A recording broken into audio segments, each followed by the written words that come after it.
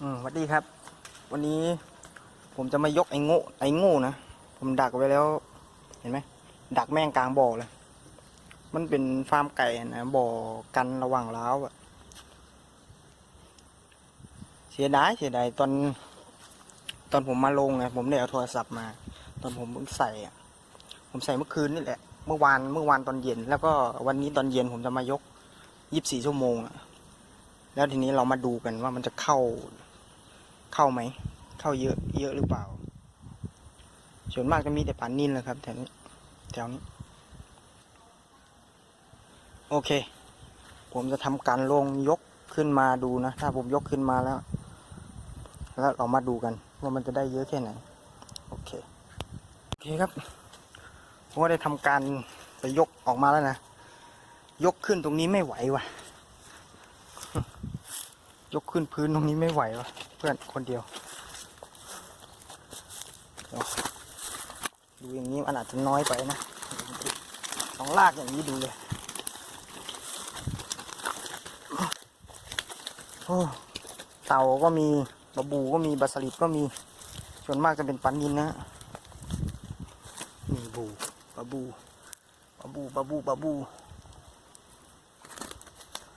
จะเอาขึ้นยังไงวันนี้โอเคเดี๋ยวผมเอาขึ้นก่อนนะโอเคครับทุกคนตอนนี้ผมก็ได้ทำการเอาขึ้นมาเป็นที่เรียบร้อยแล้วนะโอ้พระเจ้าขึ้นได้คนเดียวหนักเหนื่อยด้วยมีปลาที่เข้านะดูประมาณนี้ฮะอันนี้คือ24 ชั่วโมงนะเดี๋ยวผมจะทำการเอาใส่กระสอบนี้ดูสิมันจะได้สักแค่ไหนกระสอบนี้ถ้าถามว่าได้เยอะขนาดนี้ผมจะกินไหวไหมคนเดียวเอาไปขายสิไม่ขายนะฮะผมไม่อยากขายทำยังไงถ้าเป็นตัวเล็กเนี่ยอย่างเช่นตัวเนี้ยตัวเล็กเนี่ยตัวแบบเนี้ยผมจะปล่อยนะโยนบ่อขึ้นเลยส่วนตัวใหญ่เอาไปกินบ้าง5-6 ตัวแต่ถ้าไม่หมดก็ให้ชาวบ้านเขาครับจะเอาไปให้ชาวบ้านเขาที่เป็นคนงานเพื่อนร่วมงานกันบางคนเขาก็ไม่มีคนหาบางคนเขามีคนหาอยู่แต่ผู้ชายเขาอ่ะเขาจะไม่หาปลาแบบนี้ไงหาปลาไม่เป็นอะไรประมาณนี้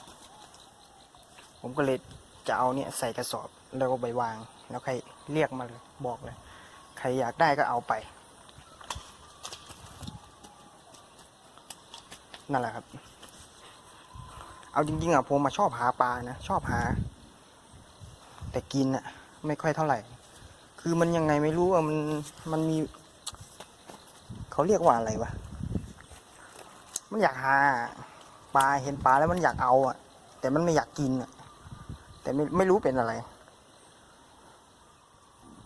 โอเคถ้างั้นเดี๋ยวนี่ผมมีคนเดียวนะผมจะเอาปลาออกใส่กระสอบแล้วเรามาดูกันว่ากระสอบไอ้เนี่ยจะได้กี่กิโลไอ้กระสอบเนี่ย50 โลนะกระสอบ50 โลนะเอามาดูกันว่ามันจะได้ครึ่งหรือเปล่าอย่างเงี้ยโอเคครับทีนี้เรามาดูภาพรวมกันนะว่าเราได้ขนาดไหนประมาณไหนไอ้นี้ปลาบูนะไอ้นี้ก็ไซส์ครึ่งโลมั้งพวกน่าจะถึงอยู่บูได้กี่ตัว1 2 3 4 5 6 7 8 9 10 11บูได้11 ตัวส่วนไอ้นี่นินใหญ่ไม่ตัวเล็กนะดูมือผมตัวเท่านี้ประมาณนี้ปลานินนะฮะได้ประมาณ30 กว่าตัวมั้งประมาณนี้นี่ไอ้นี้แต่แล้วไอ้นี่ปลาสลิดก็ใหญ่อยู่นะไอ้สลิดเนี่ยกินอร่อยแต่ขี้เกียจทำบอกเลยส่วนไอ้นี่ไอ้นินตัวมันเล็กผมจะปล่อยไม่เล็กจริงไม่เล็กมากหรอกมันก็อยู่ประมาณ4-5 ตัวโลนี่แหละ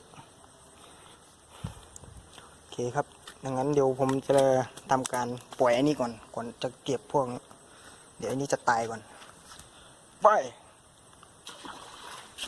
ไปปล่อยให้หมด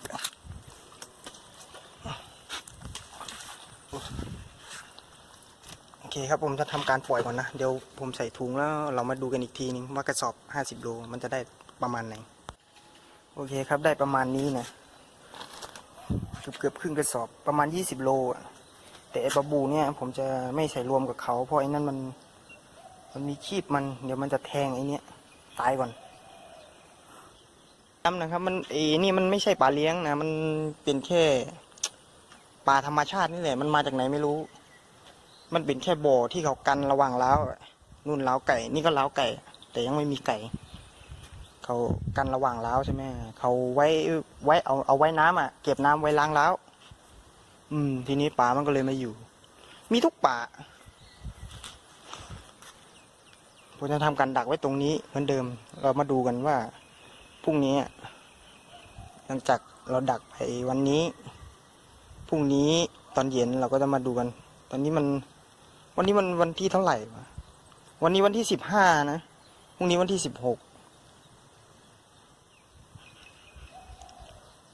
ประมาณนั้นมั้งโอเคครับใครชอบคลิปวิดีโอนี้ก็อย่าลืมกดไลค์กด Subscribe กดถูกใจให้ผมหน่อยนะครับเพื่อเป็นกำลังใจให้ผมหาปลาต่อไปหาปลาแล้วก็แจกชาวบ้านต่อไปโอเคครับคลิปนี้สำหรับคลิปนี้ก็อาจจะมีเพียงเท่านี้นะฮะกราบสวัสดีทุกคนด้วยนะฮะก่อนไปอย่าลืมกดไลค์ให้หน่อยนะครับเดี๋ยวจะมีคลิปวิดีโอลงทุกวันแหละเรื่องหาปลาเนี่ยแต่จะมาแนวไหนไม่รู้นะโอเคสวัสดีครับ